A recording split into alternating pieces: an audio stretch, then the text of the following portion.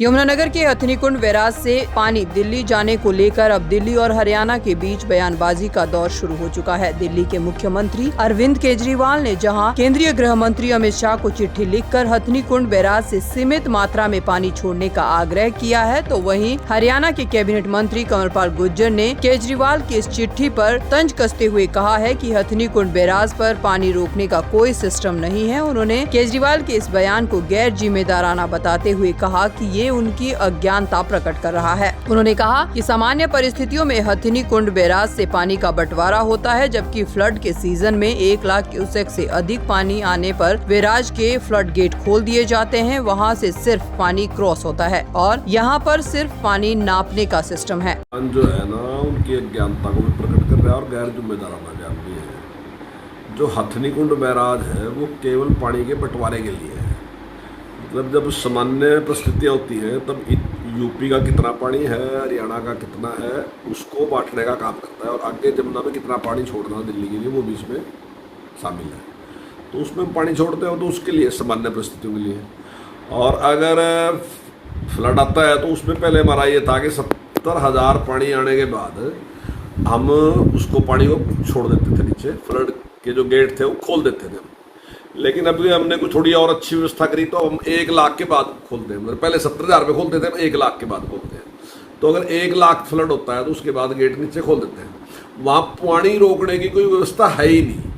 ये जो शब्द है कि हथनीकुंड से पानी छोड़ दिया, ये शब्द इसलिए इस्तेमाल होता है क्योंकि वहाँ मापने का एक सिस्टम है। उस पानी का पता चलता है कि कितने क्यूसेक पानी है, बस केवल इतना ही है, क्योंकि उसके पहले भी कहीं मापने की जगह नहीं, उससे नीचे भी कहीं मापने की जगह नहीं है। तो वहाँ से ही होता है कि पानी क्रॉस करता है। सही शब्द ये होना चाहिए कि भाई जो हथनीकुंड से इतना पानी क्रॉस किया, अभी इतने क्यूसेक पानी क्रॉस किया, ना कि छोड़ने जैसी कोई स्थिति नहीं है, ना ही वहाँ को पानी रोकने की कोई जगह, ना ही वहाँ पानी रुकता है। तो वहीं इस दौरान स्कूल शिक्षा मंत्री कंवरपाल गुर्जर ने बताया कि हथनीकुंड बैराज से ऊपर हरियाणा सरकार की डैम बनाने की योजना है और इस पर प्रयास लगातार किए जा रहे हैं। योजना ये थी क्योंकि पानी हरियाणा की बहुत बड़ी जरूरत है और माननीय मुख्यमंत्री जी का प्रयास है कि एक एक बूंद बचाएंगे। मैं समझता हूँ कि शायद पहली ऐसी सरकार है जिसने टेल तक पानी पहुँचाने का काम किया। हमने लास्ट व्यक्ति जो है उस तक पानी पहुँचाने का काम किया।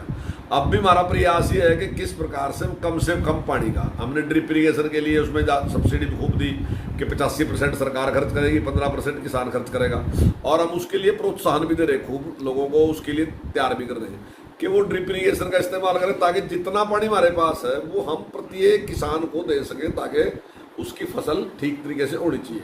अब हमारी सोच ये भी है कि भाई जमुना में जो पानी आता है, जो फ्लड आता है, वो सारा का सारा ऐसे ही बह जाता है, और अगर वहाँ पे एक बड़ा डैम बन जाए तो स्वाभाविक ही है कि हमें ज़्यादा पानी मिलेगा उससे, और ज़्यादा पानी मिलेगा।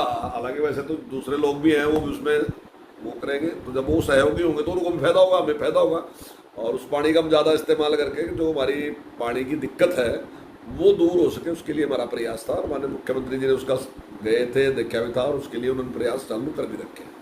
वहीं सिंचाई विभाग के सुपरिटेंडेंट इंजीनियर RS मित्तल का कहना है कि हथनीकुंड बैराज पर ऑटोमेटिक सिस्टम लगा हुआ है, जिससे डिस्चार्ज होने वाला पानी वेरीफाइड होता है। उन्होंने कहा कि दिल्ली में जो पानी नापने का पैमाना है वह 1978 से पहले का है, उसे अपग्रेड नहीं किया गया, जबकि दिल्ली का यमुना का एरिया भी पहले की अपेक्षा छोटा हो चुका है। क्योंकि जो दिल्ली के मुख्यमंत्री अमित शाह से बात करना चाह रहे, वो कह रहे हैं कि हथनीकुंड बैराज पे पानी रोका जाए, तो बैराज का क्या मैकेनिज्म है, या पानी रोकने के लिए बांध का भी कोई प्रोविजन है हरियाणा के पास?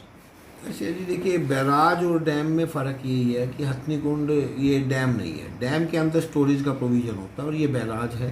बैराज में सिर्फ एक डाइवर्शन के लिए काम करते हैं, भी यहाँ से हम एक कंट्रोल्ड उसमें अपनी चैनल्स को चला पाएँ।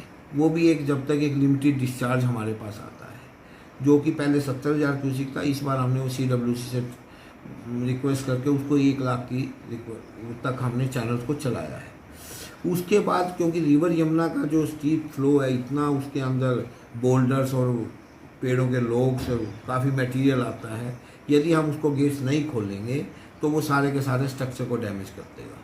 और ये सब भी हम जो करते हैं वो CWC की गाइडलाइंस पे है, और जितने भी ये सभी हमारे इसके हथनीकुंड के टाइम जो पार्टनर स्टेट्स थे उन सभी का MOU पे साइन भी हुआ है, और वो CWC की ड्राइंग दी हुई है, उसी के हिसाब से बना हुआ है। तो इसमें हमारे पास ऐसा कोई मैकेनिज्म नहीं कि हम इस पानी को रोक पाएंगे। सर पीछे मुख्यमंत्री का दौरा भी हुआ था और बांध की योजना भी थी, वो है या कहाँ तक अधर में लटके? सीएम साहब उस पर बड़े गंभीरता से लगे हुए हैं और हमारा डिपार्टमेंट भी, हमने उसकी प्रिलिमिनरी रिपोर्ट बना दी थी जो कि सीएम साहब को उसको हमने ब्रीफ भी किया था, दिखा दिया था मीटिंग में, जिसको सीएम साहब ने इन प्रिंसिपल उसको एग्री कर दिया था और हम उसको CWC में भी उसकी प्रेजेंटेशन दे के आए थे। उसके बाद कुछ उनके ऑब्जर्वेशंस आए थे, उसका भी हमने रिप्लाई दिया। अब क्योंकि इसमें जैसे कि हिमाचल, यूपी, उत्तराखंड, दिल्ली, राजस्थान वो सभी इन्वॉल्व हैं, हमने उनको यहाँ से लेटर्स गए हैं और वो रिपोर्ट की कॉपी भेजी है। जब तक उनकी इसके बाद कंसेंट आएगी उसके बाद CWC उस पर आगे कार्रवाई कर पाएगी। इसमें जब लगातार 90 घंटे तक हथनीकुंड बैराज के फ्लड गेट लगातार खुले रहे और पानी यमुना में क्रॉस होता रहा। उन्होंने बताया कि 1 लाख क्यूसेक से अधिक पानी होने के बाद बैराज के सभी 18 गेट खोल दिए जाते हैं और ये सिलसिला 9 जुलाई से शुरू हुआ था और अभी तक जारी है। कुछ भी पानी हथनीकुंड बैराज से रिलीज हुआ। इस बार यमुना नदी जो दिल्ली के अंदर करे हथनीकुंड से पानी छोड़ा गया है और इतना ज़्यादा वाटर लेवल डेंजर लेवल पहुंच गया है, तो वहाँ कुछ पैमाने में अंतर है या कोई पुराना सिस्टम है या क्या दिक्कत क्या है? देखिए हथनीकुंड के ऊपर तो स्काडा सिस्टम लगा हुआ है जिसमें रियल टाइम डाटा रिसीव होता है और वो ऑटोमेटिक है, सभी जगह की गेजेज वो अपने हिसाब से लेते हैं, ऑटोमेटिक रिकॉर्ड होता है। और जो डाटा हमने इस बार लिया है उसे फिर जब ये बात होती थी हमने उसको मैनुअल कैलकुलेशन भी करके देखा भाई कहीं एरर, तो उसके हिसाब से भी जो डिस्चार्ज हमने किया वो वेरीफाइड है। हाँ, इसमें एक ज़रूर है, जो हमने सोंग से डिस्चार्ज दादोपुर से छोड़ा है उसकी क्वांटम नहीं ऐड हुआ, वो तकरीबन 42,000 क्यूसिक था, वो ऐड हो जाएगा और लोकल एरिया की भी जितनी बारिश हुई है वो ऐड हो जाएगा। हाँ, मैं कह सकता हूँ जैसे दिल्ली में जो गेजेज हैं, मैं इसको ऑथेंटिक तो नहीं बता सकता क्योंकि मैं वहाँ नहीं रहा हूँ, पर जो हमारे ग्रुप्स में भी आ रही है वहाँ पर जो गेज लगी हुई है वो 1978 से पहले की लगी हुई है। उस गेज को उन्होंने रिवाइज़ नहीं किया है क्योंकि पहले 1978 में दिल्ली में जो रिवर का एरिया था वो बहुत ज़्यादा था और वो अब कन्फाइंड हो गया है। तो आप उसी कन्फाइंड को आप उसी गेज पे लेंगे तो वो डिस्चार्ज सही तो नहीं दिखाएगा। दैनिक सवेरा के लिए जगाधरी से हरीश कोहली की रिपोर्ट।